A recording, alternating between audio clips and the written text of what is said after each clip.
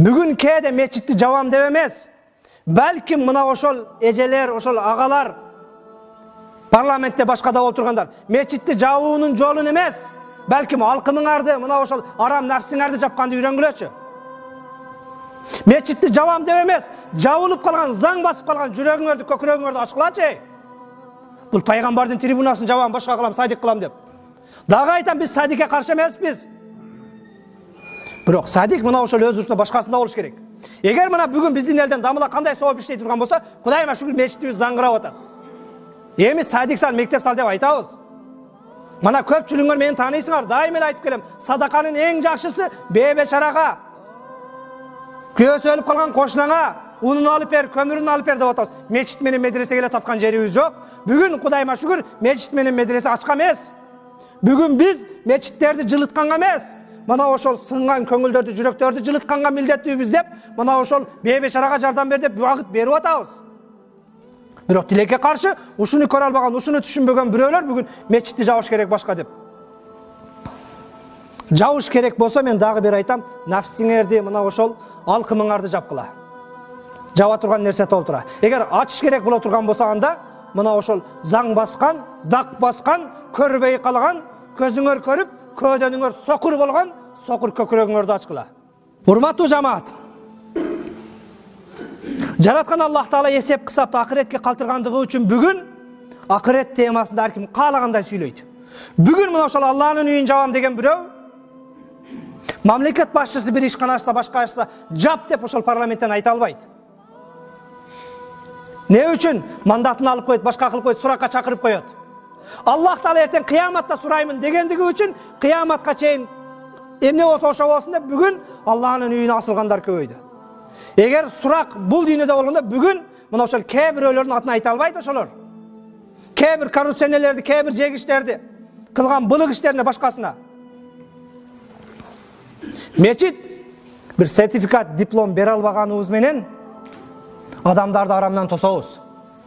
Бирок сенин алган 4 кызыл дипломуң кантип тендерден жемей, коррупция кылмай, канткенде өзүнүн тууганына жер алмай, үй алмай, басып алмай, ошого иштейт сенин 4 кызыл дипломуң.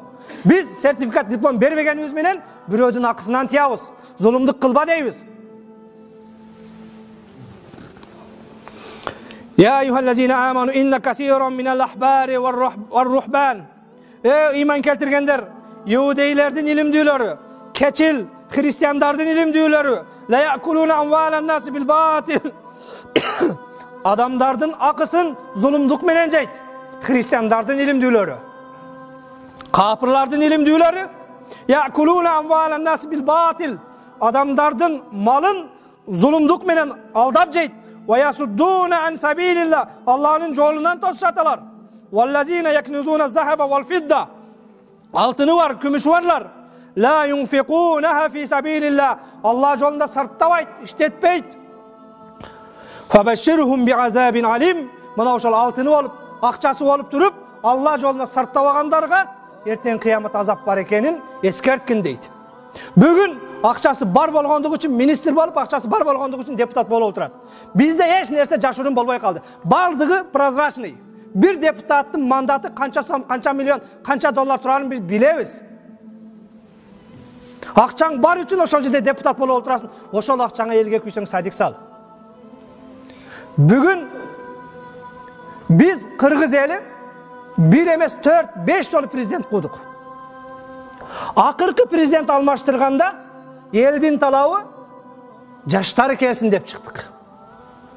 Мына ошол селер мечит аз маалында, эсир доорунда мечит жок маалында тарбия алып калгандар жей бергенден, урдай бергенден тажап, жаштар келсин, 90-жылдан бери мечит көбөйгөндө тарбия алгандар келсин деп эл жаштарды талап кылып калды.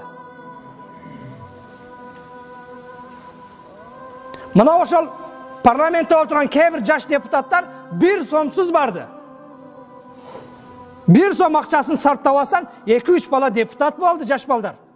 Ошолор кече мечит көбөйгөн 2000-жылдары университетте окуган, 2010-жылдары университетте окуган балдар.